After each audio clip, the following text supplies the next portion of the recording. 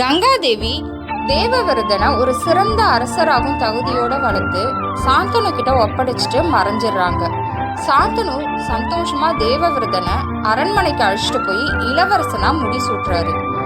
அரசு பொறுப்பை ஏத்துக்கிட்ட தேவவிரதன் அரசு வேலைகள்ல கவனம் செலுத்துற வரைக்கும் இதுக்கு முந்தின பதிவுல பார்த்தோம். பார்க்காதவங்க டிஸ்கிரிப்ஷன் பாக்ஸ்ல லிங்க் இருக்கு, பாருங்க. இந்த பதிவுல அரசு பொறுப்பை தேவவிரதன் கிட்ட ஒப்படைச்சிட்டு சாந்தனு வேட்டைக்கு கிளம்புறாரு. வேட்டைக்கு போன இடத்துல நதிக்கரையில ஒரு அழகான பெண்ணை பார்த்து மீண்டும் காதல்ல விழுறாரு. யார் அந்த பெண்? தேவவிரதன்கிற பெயர் எதனால பீஷ்மரா மாறுதுன்னு இந்த பதிவுல பார்க்கலாம், வாங்க. வணக்கம் and welcome to Rati stock. உங்ககிட்ட பேசிட்டு இருக்கிறது ரதி. மகாபாரதத்தில் ஆதி பருவம், கதை பகுதி 4. ஒரு முறை சேடி நாட்டின் அரசன் உபரிசரன் காட்டுக்கு வேட்டையாட போறாரு. அங்கேயே ரொம்ப நாட்கள் தங்கி வேட்டையாடுறப்ப ஒரு மீனவ பெண்ணோட பழகி இரட்டை குழந்தைக்கு தந்தையாகிறான் உபரிசரன். இரட்டை குழந்தைங்களுக்கு மத்ஸ்யராஜா மத்ஸ்யகாந்தின்னு பெயரும் வைக்கப்படுது. உபரிசரா மத்ஸ்யராஜாவை மட்டும் அவனோட அழைச்சிட்டு அரண்மனைக்கு போறான். மத்ஸ்யகாந்தி மீனவ தலைவன் தாசா வீட்டில் மீனவ மக்களுக்கிடையே வளர ஆரம்பிக்கிறான். மத்ஸ்யகாந்தினா மீன் வாசம்னு பொருள்.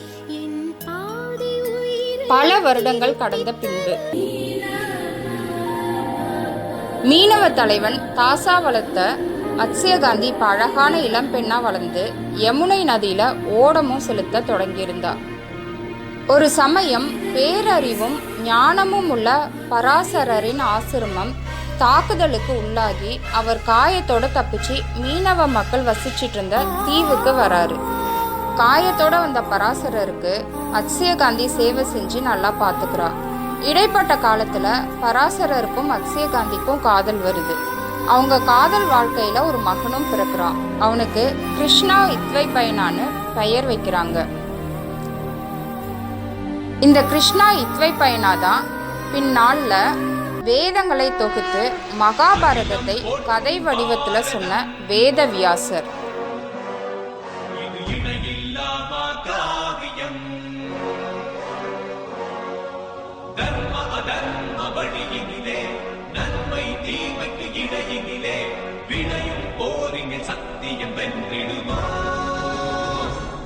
குழந்தை கிருஷ்ண இத்வைபயனாவை பராசரரோடைய அழைச்சிட்டு போயிடுறாரு. பராசரர் மத்ஸ்யகாந்திய பிரியறதுக்கு முன்னால அவளுக்கு ஒரு வரமும் கொடுக்குறாரு. அது என்னன்னா, அவகிட்ட உள்ள மீன் வாசனை அவளை விட்டு விலகி இந்த உலகத்திலே இல்லாத நல்ல வாசனை உள்ள பூவோட நறுமணம் அவ தேகத்துல வீசும்னு ஒரு வரத்தை கொடுத்துட்டு மத்ஸ்யகாந்திய விட்டு பிரிகிறாரு. அந்த நறுமணத்தோட சிறப்பால மீனவ மக்கள் அவளை சத்தியவதின்னு கூப்பிட ஆரம்பிச்சாங்க. சத்தியவதினா உண்மையின் நறுமணம்னு அர்த்தம்.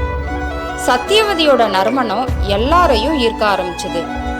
இது மாதிரி ஒரு சமயத்துல தான் சாந்தனு வேட்டையாடுறதுக்காக காட்டுக்கு வர்றாரு. அங்க யமுனை நதிக்கரையில சத்தியவதிய பார்த்து அவளோட அழகுல மயங்கி காதல்லையும் விழுறாரு சாந்தனு.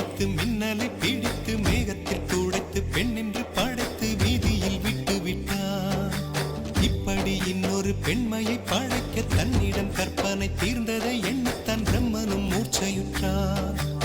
சத்தியவதியின் வளர்ப்பு தந்தை தாசாவை பார்த்து சத்தியவதி மேல இருக்கும் அவரோட விருப்பத்தை சொல்லி திருமணத்திற்கும் சம்மதம் கேட்கிறாரு சாந்தனு.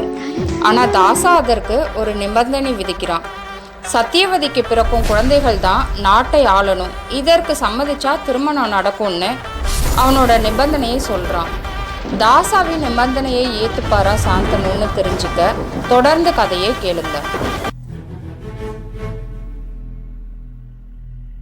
ஏற்கனவே தேவவிரதனுக்கு முடிசூட்டினதுனால தாசாவின் நிபந்தனைக்கு சம்மதிக்காத சாந்தனு வருத்தத்தோட அரண்மனைக்கு திரும்புறாரு. அரண்மனைக்கு திரும்பிய சாந்தனுவுக்கு சத்தியவதியின் நறுமணமும் நினைவுகளும் மறக்க முடியாம துயரத்துல இருக்காரு. காதலின் அவஸ்தை எதிரிக்கும் வேண்டாம், நரக சுகமல்லவா. சாந்தனுவோட நிலைமை பார்த்த தேவவிரதன், நாட்டில் எந்த குறையும் இல்லாம சுமூகமா தானே இருக்கு, நீங்க எதை நினைச்சு கவலைப்படுறீங்கன்னு கேட்குறான். அதுக்கு சாந்தனு எதுவும் இல்லை, நான் நல்லா தான் இருக்கேன்னு சொல்கிறாரு. இதை நம்பாத தேவவிரதன் தேரோட்டியை கூப்பிட்டு தந்தையோட கவலையை பற்றி கேட்குறான். தேரோட்டியும் மீனவ தலைவன் தாசா வீட்டிற்கு போயிட்டு வந்ததை சொல்கிறான். தாசா வீட்டில் என்ன நடந்ததுன்னு தெரிஞ்சுக்க தாசா வீட்டிற்கு போகிறான் தேவவிரதன்.